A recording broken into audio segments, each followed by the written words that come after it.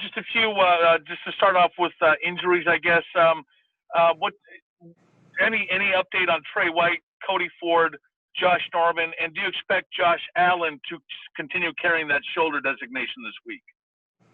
Yeah, just give me a real quick sec. Just want to say Happy Veterans Day to everyone out there. Certainly appreciate everyone's, all those who have served our country. Appreciate everyone's service, in particular the close family and relatives and friends that I have that have served. So just want to take a minute to do that. We're very grateful and what a blessing it is to live in our country and very thankful for what we have. So anyway, no disrespect, John, just wanted to get that out there. With respect to your question though, so the injuries, you mentioned Tre'Davious White, he won't practice today. And then Josh Allen is full practice. And I can't remember, I lost track of whoever else you named there, John.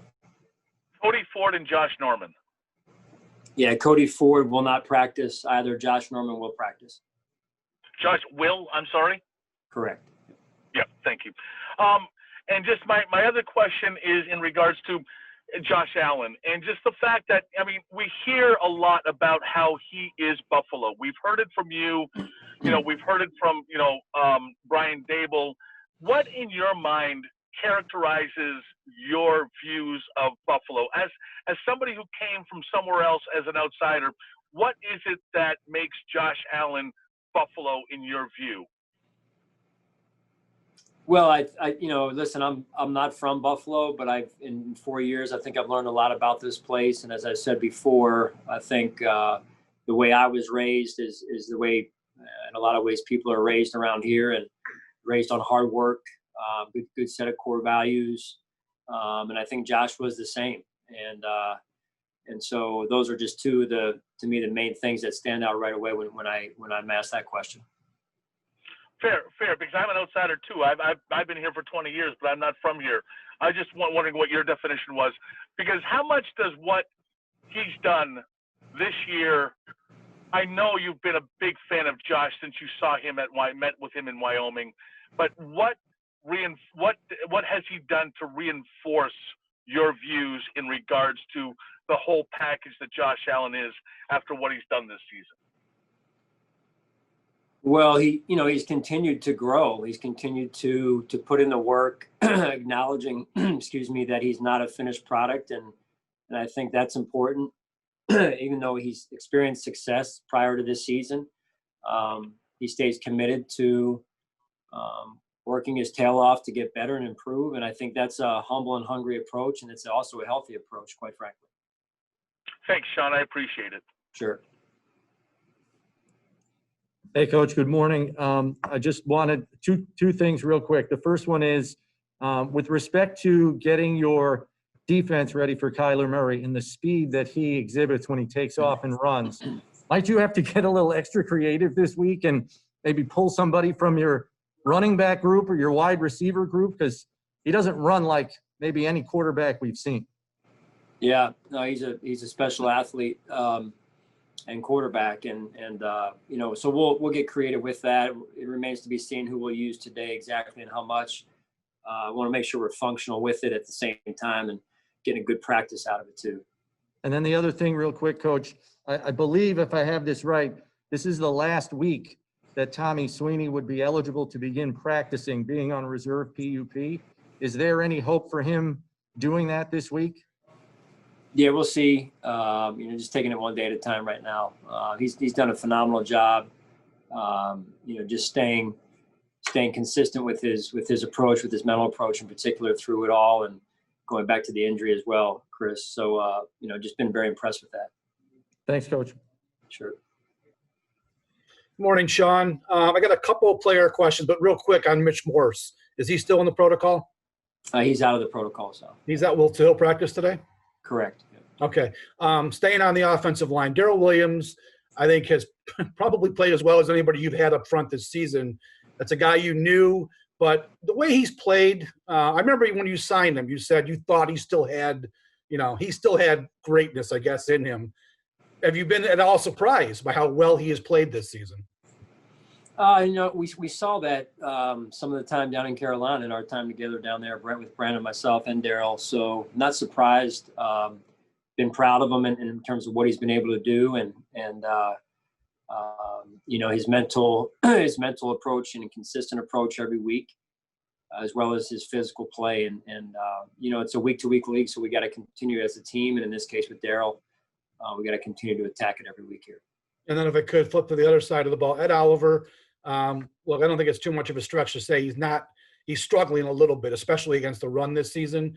What do you need to see from Ed to continue getting the playing time that he's been getting? It doesn't seem like he's having maybe even as good a year as he did last year.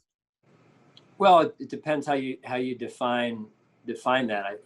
As I mentioned before, Sal, with the D tackle position, it's a very unselfish position, and sometimes you're not in the stat column, but you may have played your best game of the year. So I do believe our defensive line, is as a whole is playing the last couple of weeks is up the intensity, and they're doing a better job in the run, and then with the coordinated rush effort affecting the quarterback. So I think Ed's moving in the right direction, and I can't wait to watch him this week. Okay, thanks, Sean. Sure. Hey, Sean, Jay with the Buffalo News.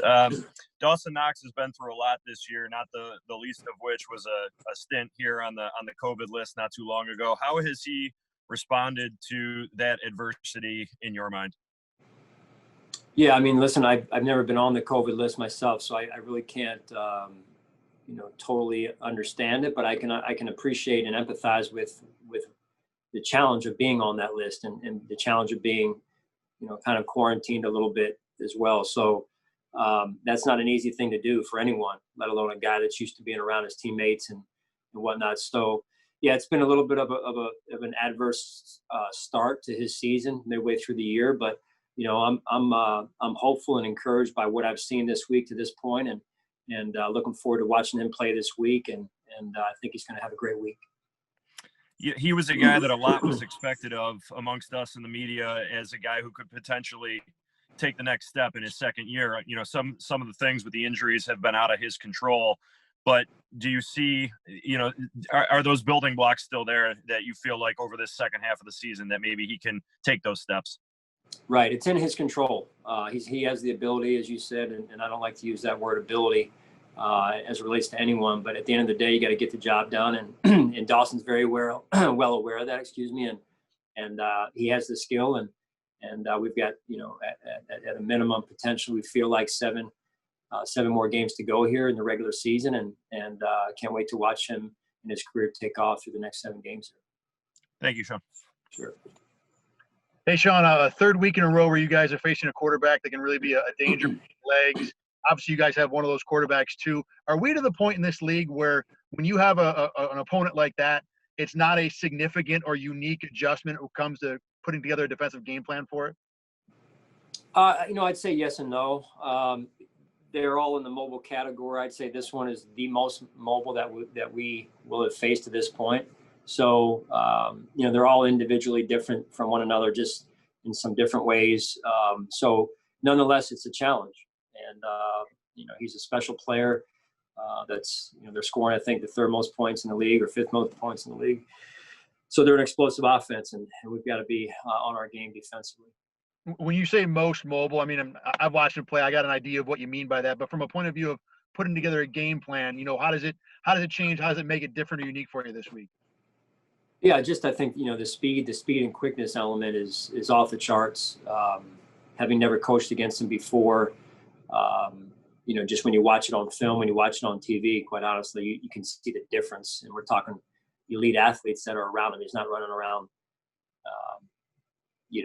just average athletes out there. He's running around great athletes, and he looks different even than those athletes. So, I've been able to get a true appreciation for him over the last couple of days watching tape. Thanks, Sean. Appreciate it. Sure. Hey, Sean. Good morning. Josh Reed here. Jordan Phillips is a guy you're obviously very familiar with. What kind of challenges does the offensive line face trying to kind of block him and keep him away from Josh? Yeah, very, very talented player. We were sorry to see him go, and just wish, obviously, him and his family the best. And, nice to see things work out for a player that came here and was, able to go and make things for his family and life better. right? Just in terms of the free agency situation there. So a lot of respect and appreciation for Jordan, and he's going to play. He always plays great against his former teams. I'm sure he'll be highly motivated. So he'll be a big challenge for us as well. Just one kind of other question about the Cardinals. Larry Fitzgerald is a guy who is admired around the league. You know, when you get a chance to coach against a guy like that, just kind of the historical significance of it for you. Like I said, a guy that people always kind of hold up to a higher standard. Yeah, I mean, you hit the nail on the head, Josh. He's a hallmark of our league. He's similar to in the same category, in a similar category as Frank Gore. Just guys that, you know, when I'm done coaching one day, just to be able to say I was around him, or I was around him, coached against him. With Frank, was on the same team with Frank. Just a guy that I hold in high regard, with a tremendous amount of respect and appreciation for. Tough guy to go against just on the field. But yeah, just he's made the NFL and I think our world a better place. Great. Thank you, Sean. I appreciate it. Sure. Yeah. Hey, Sean, Brandon said something really interesting, I think, in his postseason press conference last year, that the Bills aren't one player away, but it feels like one player in particular, Stefon Diggs, has had just a profound impact on this offense. And in your words, what has Stefon done, not just for this offense, but for Josh Allen this year? Well, overall, I think he's brought experience to our receiving core, and we had experience before to some extent. He's brought legitimacy to that group, even more than we were before. He's brought energy and a dog mentality to our offense and our football team, quite frankly. And so those things, and I think the yards, everyone can pull up and look at on a computer and find the numbers. But I believe it goes beyond that. It's there's a lot of intangibles in there as well that we as a team have benefited from. And when you say intangibles, what do you mean? Well, again, what I was alluding to earlier, before, with just the mentality, the attitude, the energy, the toughness, unselfishness. You see other guys catch balls, he's blocking for them. You see our run game get going, he's blocking out there. And so I really, as a head coach, I really appreciate that, those intangibles and that mentality.